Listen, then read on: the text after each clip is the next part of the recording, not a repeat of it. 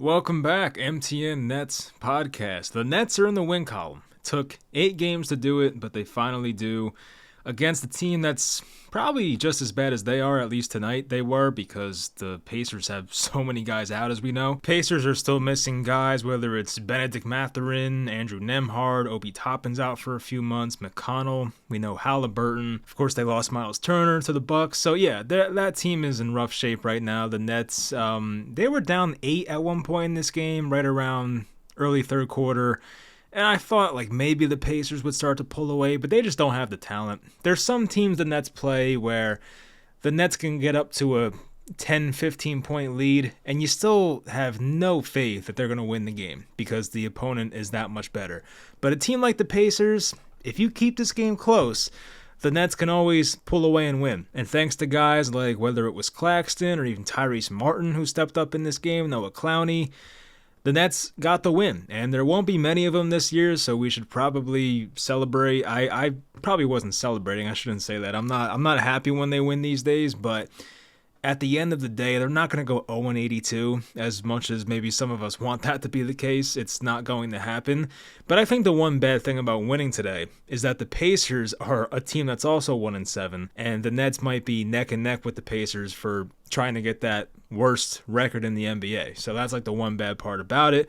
But I would say for team morale and some of the young guys that played tonight, which I still don't think was enough, and just for Jordi Fernandez, who looks like he's going to have a heart attack out there, I feel happy for the team, but ultimately, I think all of us watching here, we know the goal. The goal is to get one of those top 3 picks, and hopefully that's what happens once the season ends in April, and hopefully this win does not come back to bite them in the ass like that Sixers won last year when Claxton hit the game winner. Also, for the Nets, speaking of injuries, and we were talking about the Pacers injuries, Cam Thomas is out again with a hamstring injury. Happened in the first quarter in this game. Kind of a weird moment. It's like he took a jump shot, and I could tell he was limping a bit. I didn't think too much of it. I was like, maybe he rolled his ankle, maybe something, I don't know. But no, the guy had a hamstring injury once again, left hamstring, which was the same as last year. That forced him to miss, 60-something games last year. I think he played in 25 games only. And he injured that hamstring like 3 separate times. So it's concerning. And I put this on Twitter. Like, we always talk about Cam Thomas and his next contract. Like, the talking points always like, oh, he doesn't pass the ball, he doesn't play defense, he's not a winning player. I think one part of Cam Thomas we really have to look at is the injuries and the durability, because the guy just has not held up the past couple years, and it's a shame. I really thought he would come in this year and have a great year, and he's had great games. I can't say Cam Thomas has been great overall. He's had 2 or 3 games this year. He's looked great. The others maybe not so much. But to be fair to him, he's asked to do a lot on a team that really has nothing, whether it's the rookies around him or the guys around him. The Nets don't have much around Cam Thomas. Like, Michael Porter Jr. is playing pretty well. Terrence Mann is hit or miss. And, I think Claxton's played well this year, but obviously Claxton's not going to help with floor spacing and things like that. So I think Cam Thomas has had a tough role on this team, but yeah, it's just disappointing for him in a contract year to have this hamstring thing pop up yet again. So hopefully it's not too bad. It wasn't like he was limping like crazy. It was, just kind of like a subtle limp. But still, when it happened last year 3 different times and it happens again this year, like, I thought we were past this. I was disappointed to see that.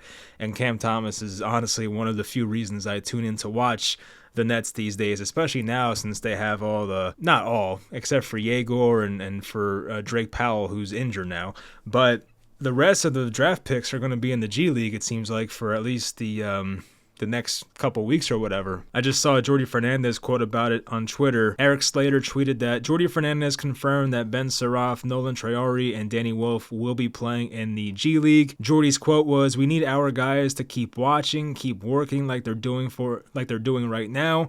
For sure, this is the way we want to improve as a group. Those 3 guys played at the end of the game against Minnesota, and now they have the opportunity to have real practices and real games. If we get the whole season with them, between playing in Long Island and playing in the NBA, 60-plus games is a win. We believe they can compete at this level. It's just a process." Now, I will say, some of these guys have not played too well at this level, I have to say. Like Traore in his first game, he only played a couple minutes, but he came in, knocked down a 3, looked competent. But I would say Traore, outside of that first game he played, has looked pretty bad and just looks like he's not ready for the NBA yet. But I still have faith in him. Like, I'm not losing hope. But for Ben Saraf, yeah, he definitely has had his issues, especially handling the ball, which seems to be a common theme for this entire draft class, which is annoying. It's like, honestly, the best ball handler in this draft might be the 7-foot center, Danny Wolf, which is like, it's crazy to say that, but, you know, maybe I'm being a bit facetious, but I don't know. I mean, we've seen Yegor try to dribble the ball. It seems like every time he's pressured, he has a tough time getting out of it. He'll try to do the, give a guy a shoulder and spin out of it. Like, he does that, but he doesn't have too many counter moves for Yegor, and he's very stiff when he dribbles, as we know. So that's the downside, and now they have to run Tyrese Martin at point guard and a lot of Cam Thomas at point guard. So going forward, I mean, get ready for the Tyrese Martin point guard show, which is not what you want to see, but that's kind of the state they're in right now. And I part of me is like, look, this team is going nowhere. You're already 1-7. You were 0-7 going into tonight. I would rather just throw out Traore at point guard, because I know Traore can get up and down the floor. I don't have too many concerns about Nolan Traore getting pressured so hard that he can't get the ball past half court in 8 seconds.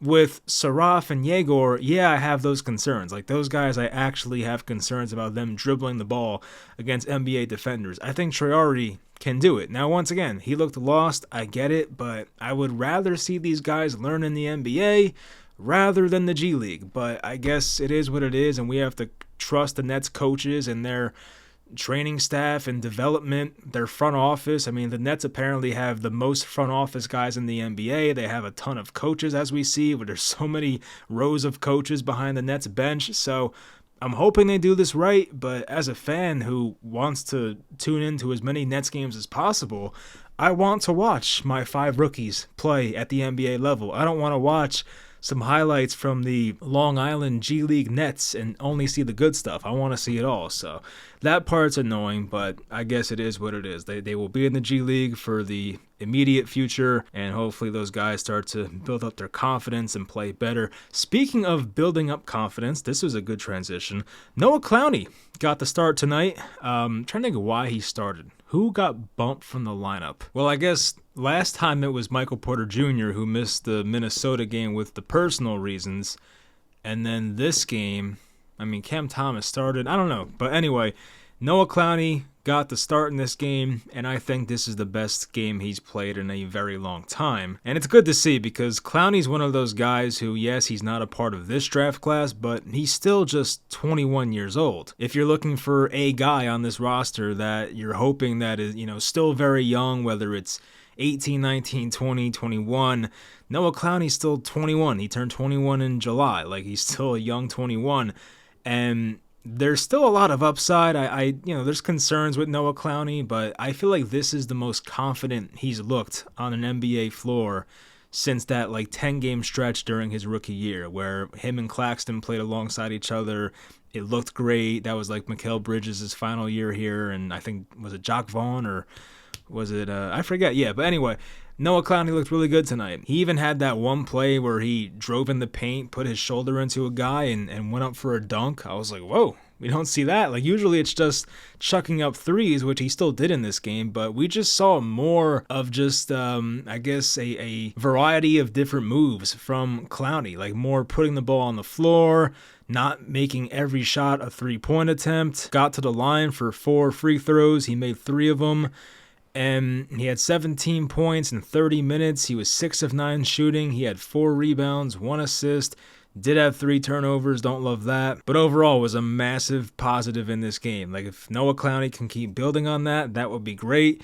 I don't want this to be a one-and-done type thing, but you can tell, just by watching his body language throughout this game, once he started making a couple plays in a row, he started to really gain confidence. He was even doing some dribble moves you never see him do in games, so I was like, all right, let's hopefully that trajectory stays and he gets better as the year goes on, because once again, still 21 years old.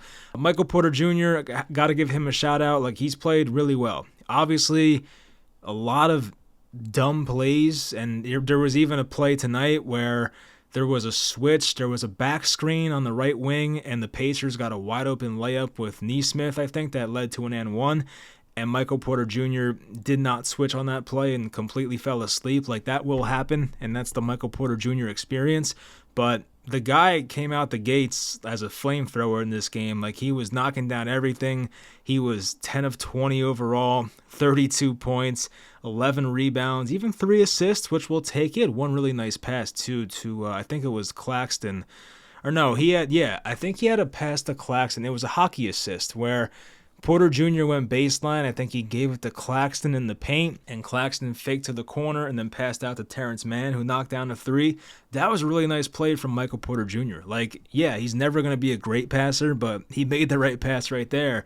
And same for Nick Claxton. Like, that was good team basketball right there. So don't love the 5 turnovers from Michael Porter Jr., but the 3-point shot looks great. 8 for 11 at the line. Like, I'll take that game from him any day. Nick Claxton, got to give him a shout out too. He played great in this game. He got the post-game interview. He even said during that interview, he was like, everything I worked on in the summer is starting to show in the games, and you can tell he's improved. I mean, even the free throws tonight. When's the last time Nick Claxton went 8 of 10 at the free throw line in a single game? I mean, yeah, the guy's never going to be a perfect player, but I think given his now leadership role on this team, being the longest tenured net, like, he's doing a good job. You can tell he's being a good leader out there, and he played 34 minutes, 18 points, 10 rebounds, even 6 assists for Nick Claxton, 3 steals, 2 blocks, no turnovers. He just filled up the stat sheet in this game.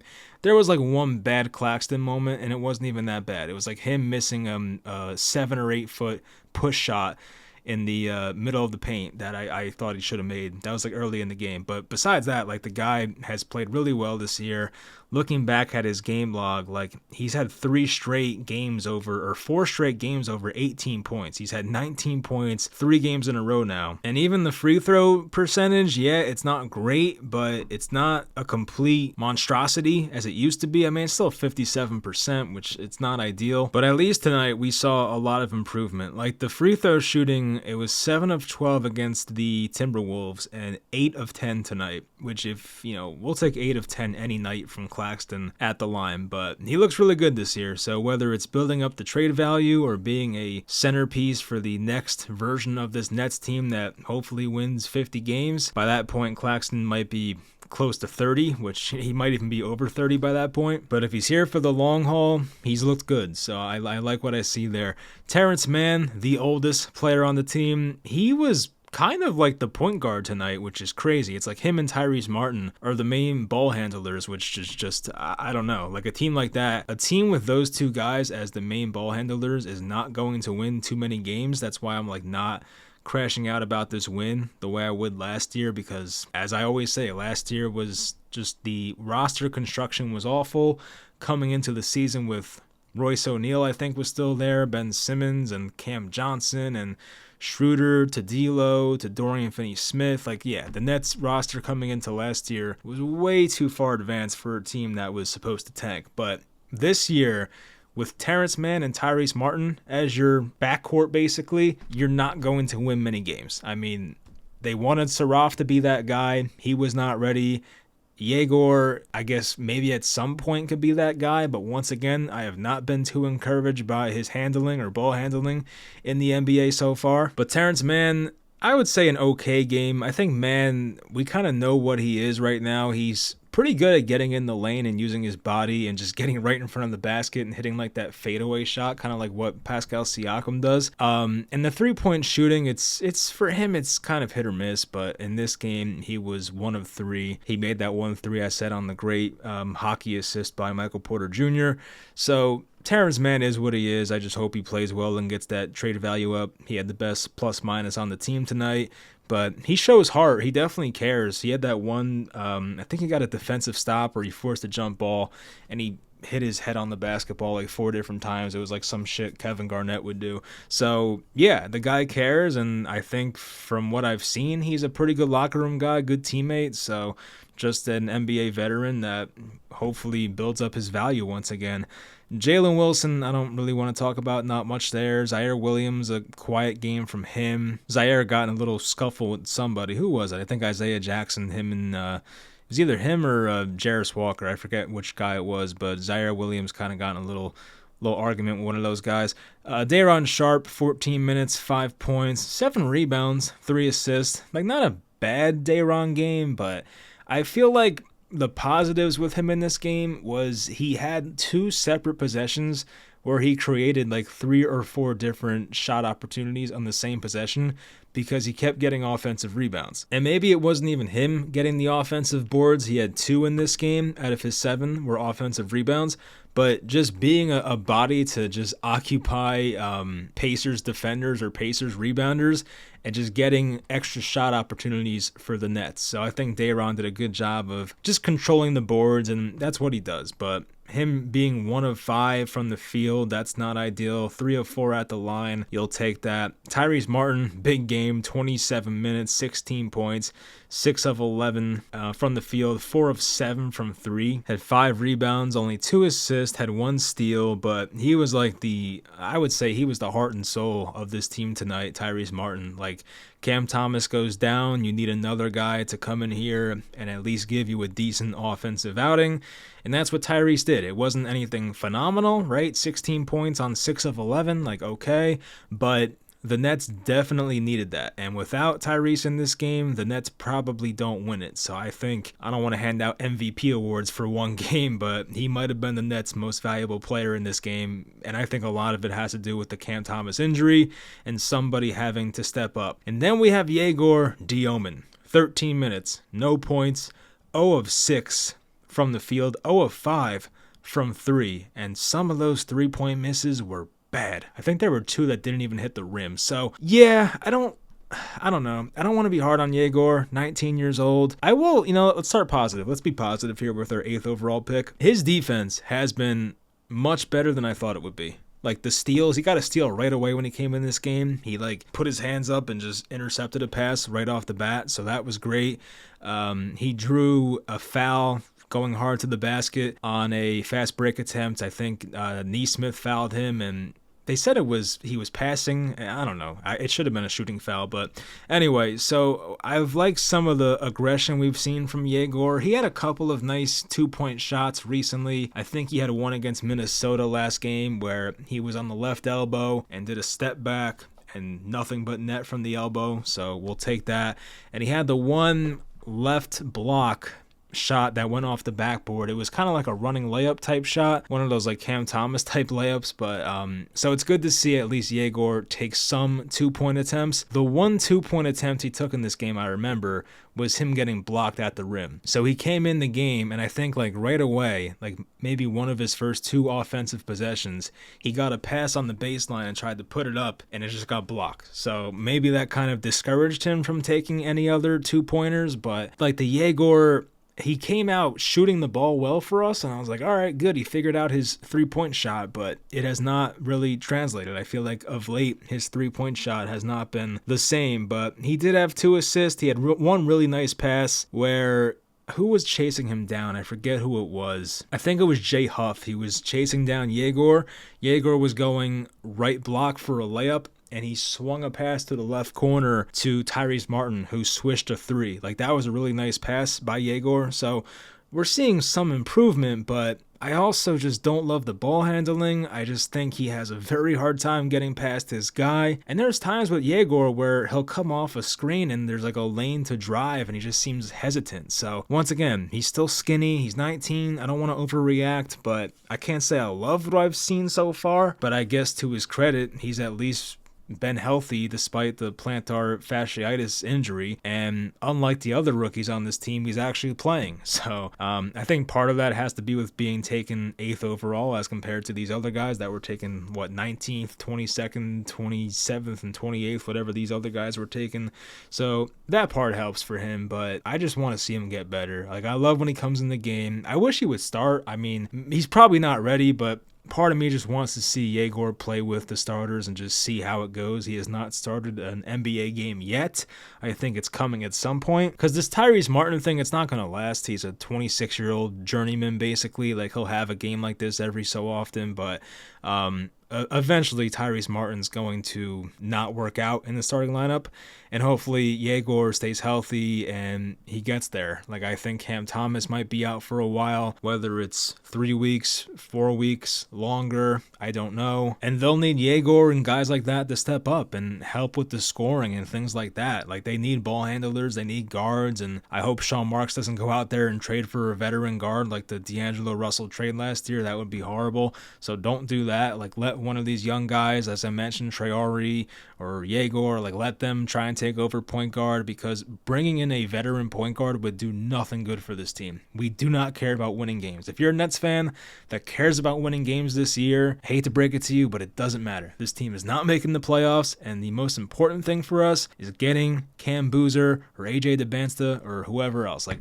that's the main goal. I don't care about getting 35 wins and getting in the playoffs. Like, doesn't matter to me. But luckily, this team stinks. The way it's constructed was good this year. I give Sean Marks credit for that. As I said earlier, you're not going to win many games with these rookie point guards and Terrence Mann and who else? Tyrese Martin as your point guards. It's just not going to work. So, yeah.